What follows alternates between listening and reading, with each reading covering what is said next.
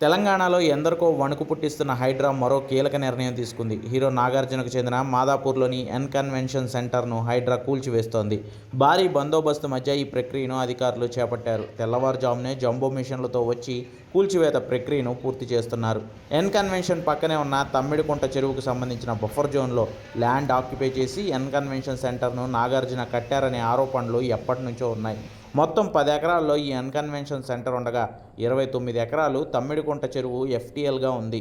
ఇప్పుడు ఎన్కన్వెన్షన్ ఆ ఎఫ్టీఎల్లోని 1.12 ఎకరాల భూమిని 2 ఎకరాలేమో బఫర్ జోన్లోనూ ఉందనేది అధికారుల లెక్కలు. అందుకే ఎన్కన్వెన్షన్లో నిర్మాణాలను నిబంధనల మేరకు లేకపోవడంతో వాటిని కూల్చివేయాలని హైడ్రా నిర్ణయించి ఆ ప్రక్రియను చేపట్టింది.